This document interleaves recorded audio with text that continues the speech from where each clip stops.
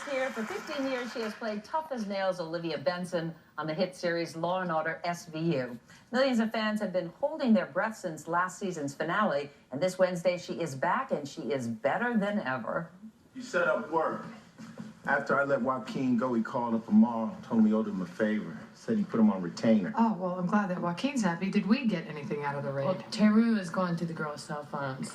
The numbers match the ones on the Craigslist ads, and lots of phone calls from Midtown hotels. Oh, great. And another thing, all the girls had the same ad for a car service quick ride. Seen the signs. Drive for us, make $4,000 a month.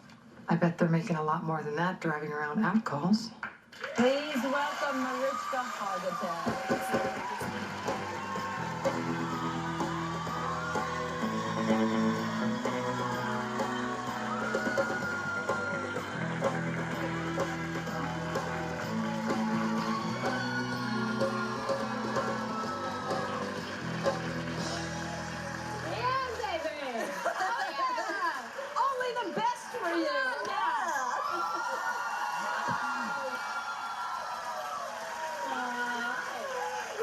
Here, you know that. I'm feeling the love. You feeling the love? I mentioned to the audience earlier that the first time I met you was at The View, and my son was a huge fan, Gabe, my middle guy, of SVU. He had memorized the entire top of the show, and he was there. He came just as I took him out of school for this because he loves you, and you were so kind. You took a picture with him. She spent so much time with him. And I'll never forget it because it spoke so much about who you are as a person. You did not have children of your own at that point, and now you have 3. And he would gladly marry you if anything goes wrong. Anything goes wrong with the first marriage. But now 3 kids. How much has your character, Olivia, shaped you as a mom? Oh, the character shaped me as a mom. You know, I think that I've sort of been in training to protect and serve, right? For going into my 16th year, and I feel like that's sort of what being a mom is, isn't it? It is, exactly. Protect and serve. Literally. So, yeah. The show also brought you and your husband together. Your husband, Peter Wright, you described him as a dirtbag defense lawyer. He hates when I describe him like that. But you said the minute you saw him, you knew. This was it. Yeah. You know, it's so weird because people would talk about love at first sight, and I always thought that was a crock. But I think that a part of me knew that he was my guy, and luckily I think part of him felt the same way. So. I was the same way with my husband Richard. I met him in Chicago. I was working there for CBS News. He walked into the bureau, and I thought, this is serious. I thought, this guy is a jerk. And then right after that, I am going to marry him. We mentioned Taylor Swift has a cat named after Olivia. Oh, yes. Oh, yeah, and you talked to her about this, right? You send her little tweets or whatever they are. Yes. Well, you know, we have an online relationship. Yes, you do. So tell me about it. It's what the kids are doing. Tell me about it. You put a collar around your neck, right? I did. Well, you know, she named her kitty after me. It was the least I could do. It was so funny. We were trying to think because it was so great, and she had...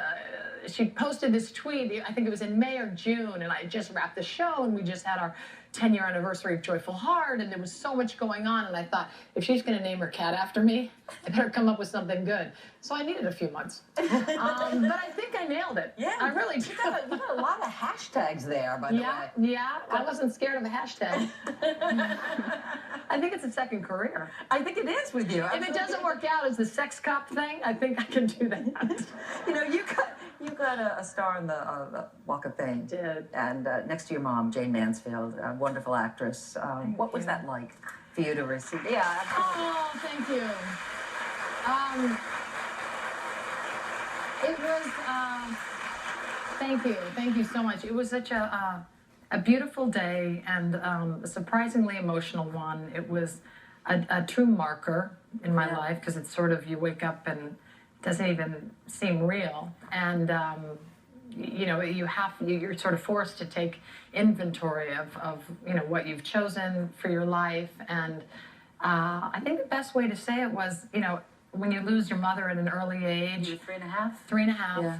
And, you know, so your whole life I was sort of trying to grasp at who she was, and I feel that she's guided me. And I felt on that day, for some reason, that she was truly with me in some beautiful and very healing and cathartic way. Yeah, and I know that your dad taught you to not live in fear of life, Yeah. but to just get up and embrace it. Yes, he did. He was like, go for it. And you have, baby. I You have tried. definitely- You have done that, I'll tell you. You also, Thank you. you know, because of your work with Law and Order, you've made it your life mission to help people who have suffered from abuse, domestic violence, sexual assault, or child abuse. And you started Joyful Heart Foundation 10 years ago now. I can't quite believe it. How far do you think we have come in terms of dealing with this problem as a country, and how far do we have to go? We've come a long way. Yeah. And I think we have a very, very long way to go. And both of those things are exciting to me. You know, 10 years ago when I started the foundation, you know, I started the foundation because I learned the statistics of sexual violence in this country, sexual assault, domestic violence. And when I was doing research for the show, I just couldn't believe that everybody wasn't talking about it because of the statistics alone. It is an epidemic that happens everywhere. And I think that the signpost that I'm most excited about right now is the No More campaign. No More, which is my little symbol here. That together we can end sexual assault and domestic violence. And this is our beacon. And you know, for the first time in, I think, forever, the sexual assault, domestic violence, these two movements have come together. And I have to say, Meredith, I was so deeply moved by the way you spoke out and how touched I was and how brave I thought it was and how just helpful it is and life-changing it is to talk about it, and you never know. Well, we have to share stories. We have to share stories, and that's how how they're alone. Right. You know? So I was very lucky. We started this campaign, and we just, I had the privilege directing this campaign called No More. And we had all these amazing actors and celebrities come forward and say, I want to be part of this. So it's all about the, you know, victim blaming attitudes. So if you ask me, where do I think we need to go? I think we need to change these attitudes of, well, you know, she's too smart to let that happen. What was she wearing? But he seems like such a nice guy. Yeah. So where do we need to go? We need to examine our own attitudes about these issues, our own attitudes of victim blaming, and instead of blaming the victim, say, why did he hit her? Exactly. Exactly. No more. No more. No more. Mariska, thank you so much. And we will have much more of Mariska when we come back. Next. Let's play. Suspect number one.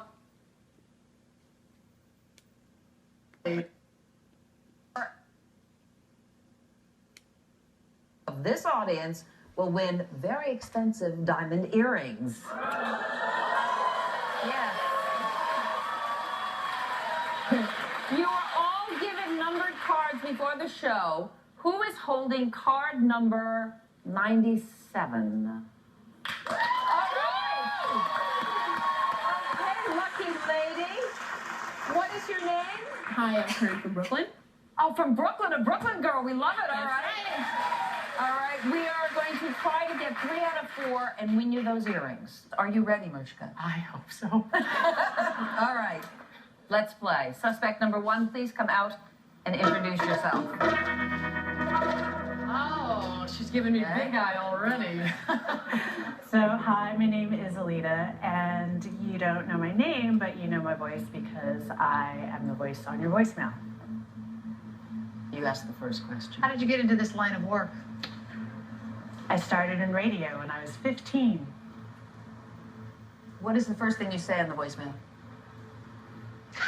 You're out! We will confirm. We will confirm. Okay, fake? Are you a fake? So fake? Are you a fake? To leave a message, press 1, or just wait for the tone. To enter a numeric page, press the pound key. For a company directory, press star. What? You little devil! I am the worst detective ever! Devil! Well, you're the real deal. Wow, yeah, but The you real tricked deal. us. I know, but I'm a little starstruck now. I'm sorry, All I right, didn't you get okay? that. Could you try that again? Oh, man. All right, well, get out of here. Get out of here. All right, suspect, we have to get the next three right. The pressure is on for these earrings. Suspect number 2, please come out and introduce yourself. Oh, this is so stressful. Hello, I'm Steven Slater. I was in the news a few years back. I was a flight attendant for JetBlue, and I basically quit by grabbing 2 beers, and I headed up the evacuation slide. Why did you quit? After 20 years, I just had it. Someone hit me with their luggage, and I was done. I think fake. Yeah. Yeah. I am the fake. All right, good, all right. That's the real Steven Slater right there. I'm Steven Belcamino, an actor at NYC. You have me a little, you looked a little like him. Okay, Stephen, very good. Get out. Okay. Suspect number 3, please come out and introduce yourself. Hi, I'm Paris Themin. Paris Themin. And in 1971, I played Mike TV in the original Willy Wonka and the Chocolate Factory. Or did I? I just saw this movie. How many Oompa whatevers were there? Oompa Loompas. There were 10 Oompa Loompas. 9 of them were men and 1 was a woman. Okay. Sounds like I think tell he's you. I think he's the real deal. I do too. Okay. I'm buying it. We think you're the real deal. Yes!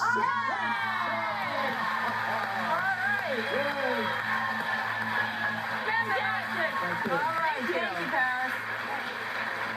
Okay, our final suspect, or I guess I should say suspects, please come out and introduce yourself.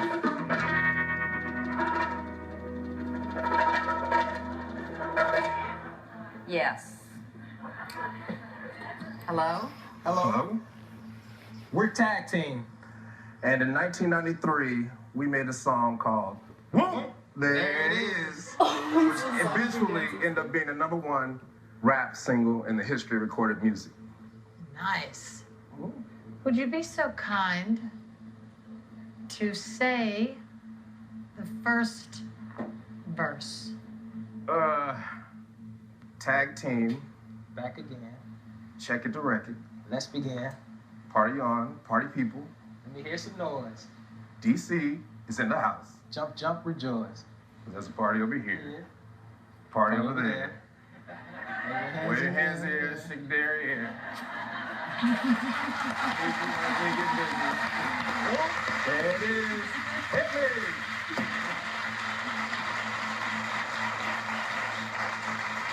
We get this right. Number 97 is going home with diamond earrings. Okay, the pressure's on, but I gotta say, I'm buying it hook, line, and sinker. I'm buying it too. I think you're real. Are you fakers? Should we show them? I'll show you how fake we are.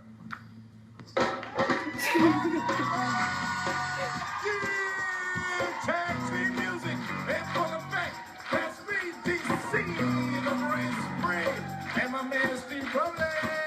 We're kicking the flow. We're kicking the flow. Goes a little something like this. Tag team, back again. Check it, direct it, let's begin. Party on, party people, let me hear some noise. DC's in the house. Jump, jump, rejoice, there's a party over here. A party over there. Wave your hands in the air, shake the jammy, yeah. These 3 words when you get there's a whoop. There it is, hit me, whoop. Louder, whoop. Let me hear it, whoop. Turn upside down and inside out. I'm about to show all you folks what it's all about. It's time for me to get on the mic and make this tag team All right, party C97, you get the diamond earrings. You're going to watch Flow Go to SVU tonight at 9 p.m. on NBC. Our thanks to Mariska Hargitay. We'll be right back. Everyone loves those